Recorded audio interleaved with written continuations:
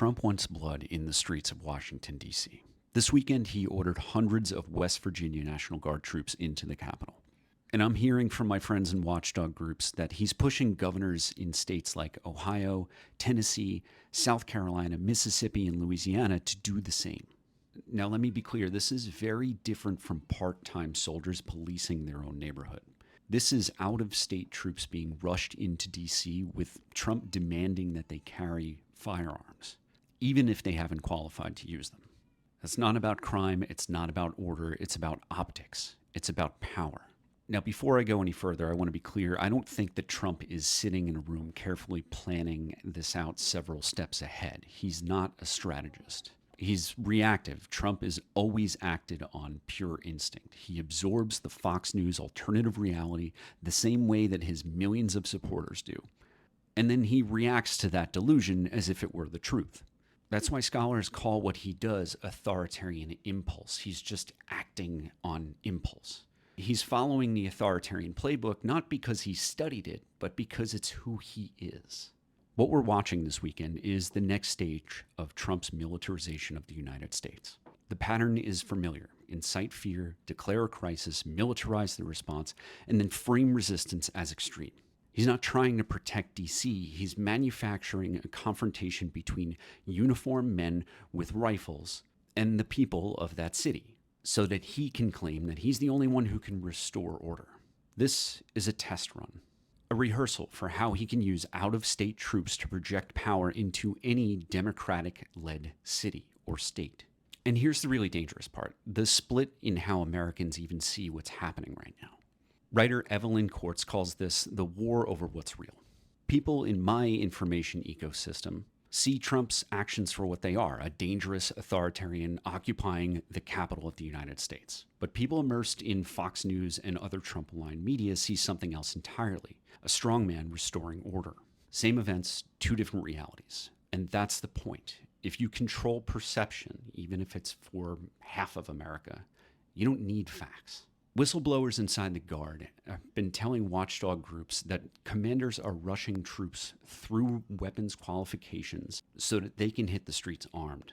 For context here, I'm a former U.S. Army sergeant and combat veteran, and it's based on that experience that I'm telling you how dangerous this is. It is unacceptable for soldiers who haven't proven proficiency with their weapons to be pushed through ranges just to get rifles slung across their chests, especially on the streets of the United States of America. This is not about readiness. This is about optics. It's about projecting Trump's control of the Capitol by force. And here's the risk. Troops brought in from out of state or out of the district may view D.C. residents not as neighbors, but as hostiles, because that's the lens that right-wing media gives them. That's how civilians become enemies in the eyes of soldiers. I've also heard, but haven't yet confirmed, that many of these out-of-state units are infantry and cavalry. That matters. I was in an infantry unit my entire time in the Army, including during my deployment to Iraq. And one of the lessons every veteran of the global war on terror knows is this, that combat units are not suited for police work. You can give us a day of training on de-escalation, but you can't just flip a switch and turn warfighters into law enforcement. They spend most of their time training to engage the enemy, not protect constitutional rights.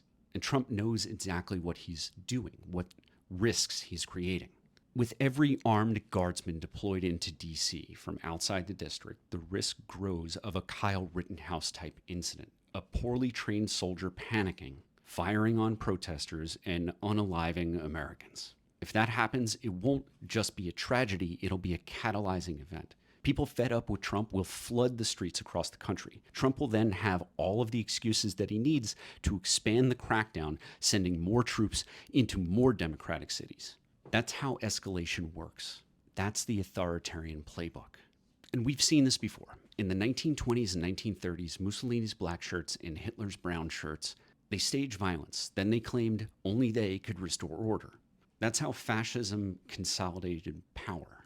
More recently, Putin did the same, manufacturing crises, then using them to centralize authority in Moscow. In 2014 and again in 2022, he fabricated threats to justify invasions of Ukraine. Chaos, militarization, conquest, all justified by a narrative of protection. Trump is using the same playbook right here in America. So why is this happening now? First, Trump's losing legitimacy. Polls are sinking, his economy is crumbling, and his foreign policy failures are obvious. Second, he's staring down accountability in the courts and a likely Republican wipeout in 2026. Militarizing DC is his way of projecting strength and intimidating opponents. Third, he's leaning on decades of Republican propaganda about Democratic crime cities. Crime in DC is at historic lows, but that doesn't matter. The perception of lawlessness is what justifies the crackdown in the eyes of these people. And here's the bigger danger: normalization. DC was uniquely vulnerable because of home rule. Its leaders don't have the same power as governors to resist federal intervention. That made it Trump's easiest target. But if he succeeds here, he'll expand the model elsewhere. You've already seen him in Los Angeles, but he'll go to New York, Chicago, Philadelphia.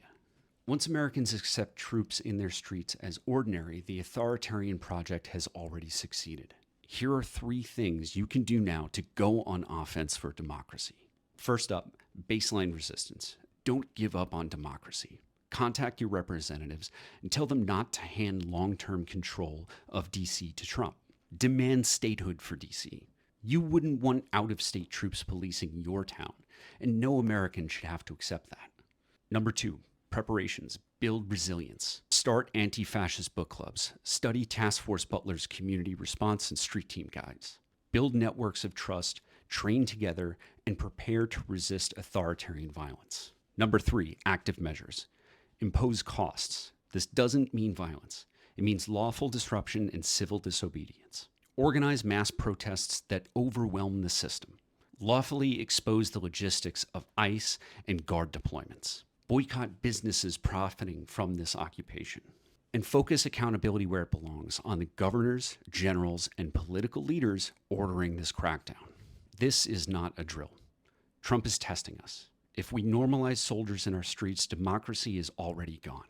We can't afford to sit back. We must resist. We must prepare. And we must go on offense. Because the longer we wait, the harder it gets to take our country back.